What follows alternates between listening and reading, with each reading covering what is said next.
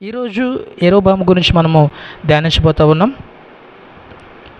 మొదటి రాజుల గ్రంథము 11వ అధ్యాయము 11వ వచనము మనం ఒకసారి పరిశీలన చేసినట్లయితే సెలవిచ్చినదేమనగా, నేను నీతో చేసిన నా నిబంధన కట్టడలను నీవు అనుసరింపకపోవుట నేను కనుగొనుచున్నాను గనుక ఈ రాజ్యము నీకుండకుండా నిశ్చయముగా తీసివేసి నీ దాసునికి ఇచ్చేదను.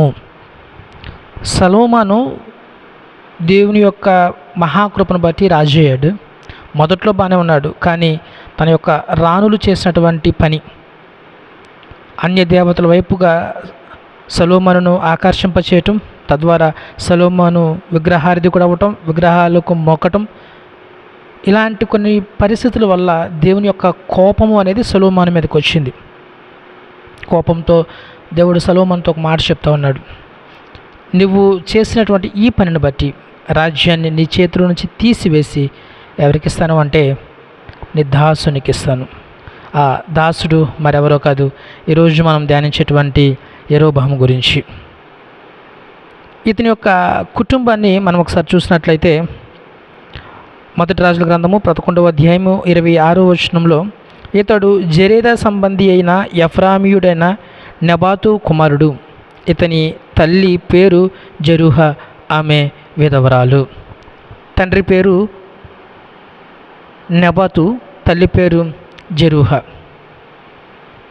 దేవుడు ఈ యెరొబామును ఎన్నుకోవటానికి గల కారణం ఇదే వచనంలో మనకు రాయబడి ఉంది. 28వ వచనంలో చివరి మాట, ఇతడు పని యందు శ్రద్ధ గలవాడని సొలొమోను తెలుసుకొని, సొలొమోను ఈ యెరొబామును దాసులందరి మీద, అంటే వెట్టి పని చేసేటువంటి దాసులందరి మీద యెరొబామును అధికారిగా నియమిస్తాడు. కారణం ఏమిటంటే యెరొబాము పని యందు శ్రద్ధ గలవాడు. దేవుడు నిన్నే కానీ ఆస్వాదించాలన్నా, ఈ లోకస్తులని ఆస్వాదించాలన్నా, నువ్వు ప్రమోషన్ రావాలన్నా, గొప్ప స్థాయికి వెళ్ళాలన్నా శ్రద్ధ ఉండాలి పని మీద. యెరొబాముకు శ్రద్ధ ఉంది కాబట్టి సొలొమోను అతన్ని ప్రమోషన్ ఇచ్చి దాసుల మీద అధికారిగా నియమించినటువంటి ఈ యెరొబామే చివరికి సొలొమోను తర్వాత రాజు అవ్వటము మనం ఇక్కడ చూస్తామన్నమాట. ఇతని గురించిన కొన్ని మాటలు మేము ముందుంచడానికి ఇష్టపడుతూ ఉన్నా. సొలొమోను మరణించిన తర్వాత మనము క్రిందటి వారం ధ్యానించాము. రెహబాము ప్రజలందరూ రెహబాము దగ్గరకు వచ్చి, మమ్మల్ని మీ నాన్నగారు కాడిని మా మీద బరువుగా పెట్టారు, నువ్వు కాడిని సులువు చేస్తావంటే పెద్దల మాట కాకుండా యవనస్తుల మాట విని కాడిని ఇంకా బరువు చేస్తాను అని చెప్తాడు. దానికి కోపం వచ్చి ఇశ్రాయేలు రెండుగా విడిపోతారు, యూదా రాజ్యముగా, ఇశ్రాయేల్ రాజ్యముగా. దేవుని యొక్క మహాకృప, ఒక దాసుడు రాజు అవ్వటం మనం చూస్తాం. నువ్వు పని యందు శ్రద్ధ కలిగి ఉండు, నువ్వేదైతే నమ్ముతావో దాని మీద శ్రద్ధ కలిగి ఉండు, సాధిస్తాను అని పట్టుదల కలిగి ఉండు, నమ్మకం కలిగి ఉండు, నీ మీద నువ్వు కాన్ఫిడెంట్గా ఉండు. ఏదో ఒక రోజున నువ్వు ప్రమోషన్ పొందుతావు, అత్యున్నత స్థాయికి వెళ్తావు. ఎప్పటికీ దాసులుగానే ఉండరు అనడానికి ఈరోజు మనం ధ్యానించేటువంటి యెరొబాము మనకు ఒక బెస్ట్ ఎగ్జాంపుల్. యెరొబాము కూడా అనుకుని ఉన్నాడు, నేను రాజు అవుతానని. అలాంటి వాడు రాజు అయ్యాడు, దేశాన్ని చక్కగా పరిపాలించేటువంటి అవకాశం వచ్చింది. అంతకుముందు దాసులను పని చేపించే అధికారి, ఇప్పుడు దేశాన్ని పరిపాలించేటువంటి రాజు. ఎంత గొప్ప ధన్యతను దేవుడు యెరొబాముకి ఇచ్చాడు. ఇచ్చిన దాన్ని బట్టి నమ్మకంగా ఉండాలి. ఉద్యోగం రానంత వరకు మనము, దేవా నువ్వు నాకు ఉద్యోగం ఇస్తే నా జీవితాంతం నీకు కృతజ్ఞతగా ఉంటా, వ్యాపారంలో నన్ను సక్సెస్ ఇస్తే నేను జీవితాంతం నీకు కృతజ్ఞుడిగా ఉంటా, లేకపోతే నేను అనుకున్నది పని నెరవేరితే నేను ఎల్లప్పుడూ నీకు కృతజ్ఞతగా ఉంటా అని పని అవ్వకముందు దేవునితో మనం చక్కగా ప్రామిస్లు చేస్తాం. కానీ ఎప్పుడైతే మన పని పూర్తవుతుందో మనము చేసినటువంటి ఆ ప్రామిస్ అంతా మర్చిపోతాం. దేవుడు నీకు ఇచ్చినటువంటి తలాంతులను బట్టి దేవుని ఘనపరచాలి, దేవునికి ఘనత వచ్చేలాగా నువ్వు ప్రయత్నించాలి తప్ప ఆ తలాంతులను బట్టి నువ్వు ఘనత తీసుకొచ్చుకోకూడదు. రెహబాము చేసినటువంటి తప్పిదం అదే. ఒక దాసుని రాజుగా చేస్తే ఎంత చక్కగా పరిపాలించాలి, ఇచ్చినటువంటి అవకాశాన్ని ఎంత చక్కగా సద్వినియోగపరుచుకోవాలి. రాజు అయిన తర్వాత 1 కాదు 2 కాదు 5 తప్పులు చేస్తాడు. 5 తప్పులు మీకు క్లుప్తంగా చెప్పి నేను ముగించడానికి ఇష్టపడుతూ ఉన్నా. అందులో మొదటి తప్పు ఏమిటంటే మొదటి రాజుల గ్రంథము 12వ అధ్యాయము 28వ వచనం మనం ఒకసారి చూసినట్లయితే, యెరొబోము తన హృదయమందు తలంచి ఆలోచన చేసి 2 బంగారపు దూడలను చేయించి ఇశ్రాయేలుని తప్పుడు మార్గంలో నడిపాడు. యెరొబోము చేసినటువంటి మొదటి తప్పు అది. ఎక్కడ నా ప్రజలు మరలా యెరూషలేముకు వెళ్ళిపోతారేమో, దేవుణ్ణి ఆరాధించడానికి దేవాలయానికి వెళ్ళటం అనే వంకతో ఎక్కడ నన్ను వదిలి మరలా తిరిగి యెరూషలేముకు వెళ్ళిపోతారేమోనని భయపడి, ఇక్కడ రాయబడిన మాట, తన హృదయమందు తలంచి ఆలోచన చేసి ప్రజలను ఒక తప్పుడు మార్గంలోనికి నడిపిస్తాడు. రెండవ తప్పు ఏం చేశాడు అంటే 31వ వచనం మనకు కనపడుతుంది. మరియు అతడు ఉన్నత స్థలములను కట్టించి మందిరముగా ఏర్పరిచి. ఇశ్రాయేలు ఎక్కడ యెరూషలేముకు వెళ్ళిపోయి దేవాలయంలో దేవుని ఆరాధించాలనే వంకతో నా నుంచి వేరైపోతారేమోనని గ్రహించి, మిమ్మల్ని ఐగుప్తు నుంచి కనానుకు నడిపించిన దేవుడు ఎవరో కాదు, ఈ దూడలే అని 2 బంగారపు దూడలను చేయించి, ఈ దూడలని 29వ వచనం ఉంటుంది, ఇశ్రాయేలులారా, ఐగుప్తు దేశం నుండి మిమ్మల్ని రప్పించిన మీ దేవుడు ఇవే అని చెప్పి ఒకటి బేతేలునందును ఒకటి దానునందును ఉంచెను.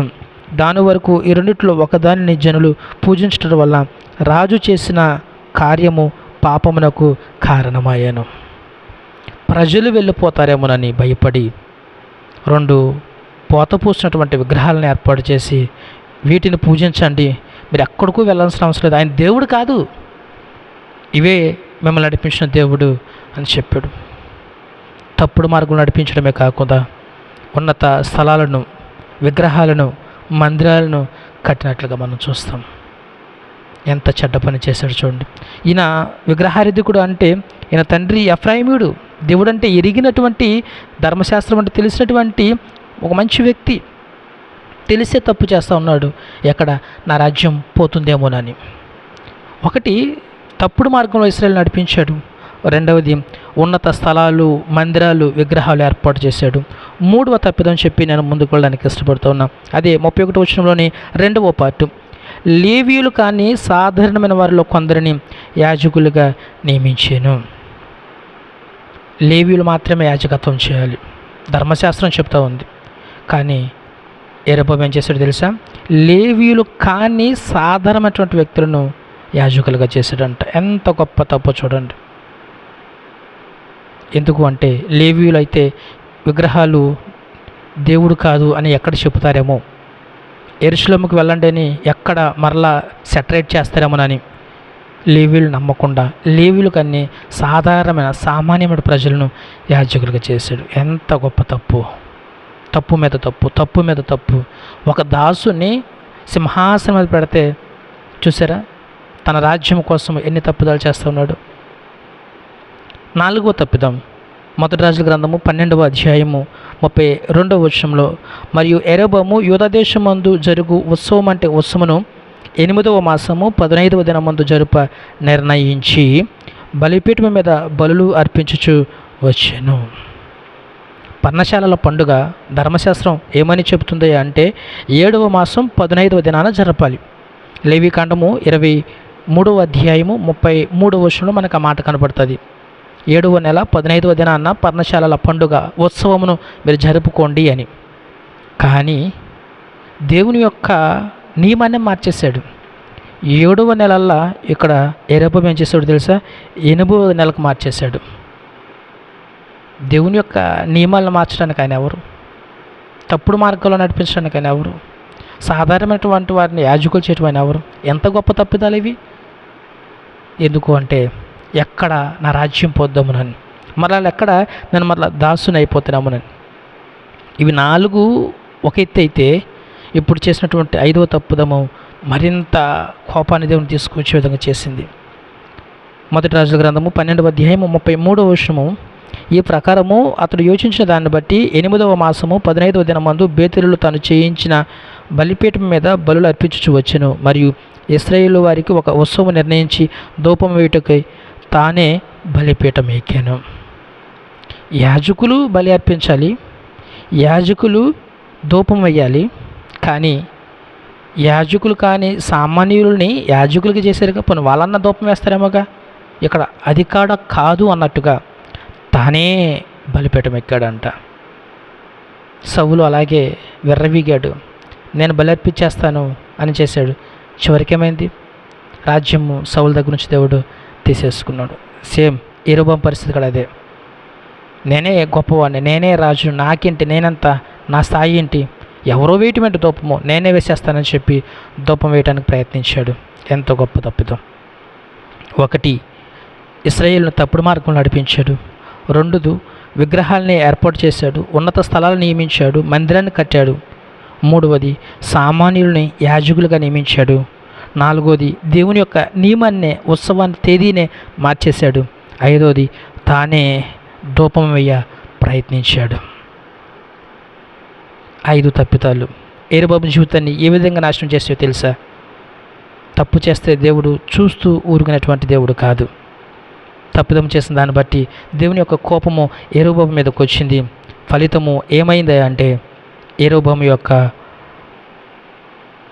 మొదటి రాజుల గ్రంథము 13వ అధ్యాయం 33వ వచనంలో, ఈ సంగతి అయిన తరువాత, ఈ తప్పులు చేసిన తరువాత యెరొబోము తన దుర్మార్గమును విడిచిపెట్టక, చూసారా, తప్పు చేసినా నేను తప్పు చేశాను అని ఇంకా రియలైజ్ అవ్వట్లా, ఆ తప్పులు ఇంకా ఒప్పుకొని విడిచిపెట్టలా. ఫలితము ఏమైంది అంటే 14వ అధ్యాయం మొదటి వచనంలో ఉంటుంది. మొదటి రాజుల గ్రంథము 14వ అధ్యాయం మొదటి వచనంలో, ఆ కాలమున యెరొబోము కుమారుడైన అబీయా కాయిల పడగా, తన కొడుకు అనారోగ్య పాలయ్యాడు. తన భార్యను పిలిచి అంటాడు, ఒక వ్యక్తి నువ్వు రాజు అవుతావు అని నాకు చెప్పాడు, ఆయన చెప్పినట్లుగా నేను రాజు అయ్యాను. ఇప్పుడు నా కొడుకు పరిస్థితి ఏంటో తెలుసుకోవడానికి ఆ ప్రవక్త దగ్గరికి వెళ్ళు, ఇలా వెళ్తే గుర్తుపడతారు, మారు వేషంలో వెళ్ళు అని చెప్పి తన భార్యకు మారు వేషం వేసి ప్రవక్త దగ్గరికి పంపిస్తే, దేవుడు ముందుగానే ప్రవక్తకు చెప్తాడు, యెరొబోము యొక్క భార్య నీ దగ్గరికి వస్తుంది, నువ్వు ఎలా చెప్పాలో అని ముందే చెప్తాడు. గుమ్మం దగ్గర ఉండగానే ప్రవక్త, అమ్మ యెరొబోము భార్య లోపలికి రా అని చెప్పి యెరొబోము చేసినటువంటి తప్పులను బట్టి యెరొబోముకి దేవుడు పెద్ద శిక్షలు వేస్తాడు. ఏమిటి ఆ శిక్షలు అంటే 14వ అధ్యాయము 10వ వచనంలోని 2వ పార్ట్, ఒకడు అవతలకు దానిని ఊడ్చివేసినట్లుగా యెరొబోము సంతతిలో శేషించిన వారిని నేను ఊడ్చివేసేదను. పట్టణమందు యెరొబోము సంబంధులు మరణమగు వారిని కుక్కలు తినును, బయట భూమిలో మరణమగు వారిని ఆకాశ పక్షులు తినును. యెహోవా మాట ఇచ్చి ఉన్నాడు, కాబట్టి నీవు లేచి నీ ఇంటికి పొమ్ము, నీ పాదములో పట్టణములో ప్రవేశించినప్పుడే నీ బిడ్డ చనిపోవును. 13వ వచనంలోని చివరి మాట, యెరొబోము సంతతిలో ఇతడు మాత్రమే సమాధికి వచ్చును. 5 తప్పులు యెరొబోము జీవితాన్ని నాశనం చేశాయి. యెరొబోమును మాత్రమే కాదు, తన కొడుకు చనిపోతూ ఉన్నాడు, తన కుటుంబం చనిపోతూ ఉంది, తన సంతతిని అంతటను పెంటను ఊడ్చినట్లుగా ఊడ్చివేయబోతూ ఉన్నాం. ఆ మరణం కూడా ఎలాంటి మరణమో తెలుసా? యెరొబోము కొడుకు మాత్రమే సమాధిలోకి వస్తాడు, అంటే శవముగా సమాధిలోకి వెళ్తాడు. మిగతా వాళ్ళందరూ పట్టణములో అయితే కుక్కలు తింటాయి, బయట అయితే ఆకాశ పక్షులు తింటాయి. నీ కుటుంబంలో, నీ వంశంలో ఒక్కరు అంటే ఒక్కరు మిగలరు, అందరూ చచ్చిపోతారు. ఒక దాసుని రాజుగా చేస్తే కృతజ్ఞతాభావం కలిగి ఉండాల్సినటువంటి యెరొబోము విర్రవీగాడు, నియమాలను మార్చేశాడు, ఆచారాలు మార్చేశాడు, యాజకులను మార్చేశాడు, తానే ధూపం వేయ ప్రయత్నించాడు. దేవుడు చూస్తూ ఊరుకున్నటువంటి దేవుడు కాదు. పేద సహోదరి సహోదరులారా, యెరొబోములాగా నీవు కూడా అలాగే చేస్తూ ఉన్నావా? అత్యున్నత స్థాయిలో నిన్నుంచితే ఉంచిన విధానాన్ని బట్టి నువ్వు దేవుణ్ణే ధిక్కరించే పరిస్థితికి వచ్చావా? నీకు ఇచ్చినటువంటి ఉద్యోగాన్ని బట్టి దేవునికి దూరం అవుతూ ఉన్నావా? నీకు ఇచ్చినటువంటి వ్యాపారాన్ని బట్టి దేవునికి దూరం అవుతున్నావా? నీకు ఇచ్చినటువంటి తలాంతును బట్టి దేవునికి దూరం అవుతున్నావా? నీకు ఇచ్చినటువంటి అందచందాలను బట్టి, ఆస్తి ఐశ్వర్యాలను బట్టి దేవునికి దూరం అవుతూ ఉన్నావా? జాగ్రత్త. ఈ రాత్రికాల సమయంలో దేవుడు నీతో హెచ్చరిస్తూ ఉన్నాడు, దేవుడు నీతో ఈ మాటలు మాట్లాడుతూ ఉన్నాడు. యెరొబోము అలాగే నేనెంత అనుకున్నాడు, చివరికి తనతో పాటుగా తన వాళ్ళందరూ శవము కూడా కనపడని విధంగా చచ్చిపోయారు. బ్రతికిన కాలము 20వ వచనంలో మనకు కనబడుతుంది. 14వ అధ్యాయము 20వ వచనంలో, యెరొబోము ఏలిన దినములు 22 సంవత్సరములు. బహు దుఃఖాక్రాంతంగా గడిచాయి. కారణము, నేను ఎక్కడి నుంచి వచ్చాను, ఒక దాసునిగా రాజునయ్యాను, కృతజ్ఞతాభావం కలిగి ఉందాం అనుకోకుండా ప్రజలను తప్పుడు మార్గంలో నడిపించాడు. ఒక మాట చెప్తాను, చెప్పి ముగిస్తా. యెరొబోము దేవుని యొక్క ధర్మశాస్త్ర న్యాయ విధులన్నిటినీ ఎరిగినవాడు, ప్రజలను మంచి సన్మార్గంలో నడిపించాల్సిన వాడు. తనే విగ్రహాలు ఏర్పాటు చేసి విగ్రహారాధన ప్రోత్సహించాడు. అబ్రహాము పచ్చి విగ్రహారాధికుడు. తన తండ్రి విగ్రహాలు చేస్తే వాటిని అమ్మి బ్రతికేటువంటి అబ్రహాము. కానీ ఎప్పుడైతే దేవుని యొక్క పిలుపు అందుకున్నాడో అనేక మందిని దేవుని వైపుకు నడిపాడు. విగ్రహారాధికుడు విగ్రహాన్ని వదిలాడు. విగ్రహాన్ని పట్టుకోకుండా ఉండవలసిన వాడు విగ్రహారాధన వైపు మలటమే కాదు, ప్రజలను విగ్రహారాధన వైపు మార్చాడు. యెరొబోములాగా నువ్వు జీవిస్తూ ఉన్నావా? ఒకసారి ఆత్మవిమర్శ చేసుకో. నీకు ఇచ్చినటువంటి పరిస్థితిని బట్టి, నీకు ఇచ్చినటువంటి స్థితిని బట్టి, నీకు ఇచ్చినటువంటి స్థాయిని బట్టి, నీకు ఇచ్చినటువంటి తలాంతులను బట్టి, నీకు ఇచ్చినటువంటి హంగులను బట్టి, నీకు ఇచ్చినటువంటి అధికారాలను బట్టి దేవుని గణపరిచే విధంగా చేయి. అంతేగాని స్థాయిని మార్చి, స్థితిని మార్చి, నీ యొక్క మొదటి పరిస్థితులను మరిచిపోయి తలకెక్కి విర్రవీగి ప్రయత్నించి జీవిస్తున్నావేమో. తస్మా జాగ్రత్త. దేవుడు చూస్తూ ఊరుకునే దేవుడు కాదు. ప్రజలు మభ్యపెట్టాలని చూస్తూ ఉన్నావేమో. దేవుని మాత్రం ఎవరు మభ్యపెట్టలేదు. దేవుడు అన్నీ చూస్తూ ఉంటాడు. యెరొబోమును చూసి గట్టి శాపమే ఇచ్చాడు. మనం కడెక్క నుంచి జాగ్రత్తగా ఉందాం. దేవుడిచ్చినటువంటి తలాంతులు దేవుని కొరకు వాడదాం. దేవుడిచ్చినటువంటి ప్రతిదీ దేవుని కొరకు ఉపయోగిద్దాం. అతి కృప దేవుడు నీకు నాకు మనందరికీ అనుగ్రహించునుగాక. ఆమేన్.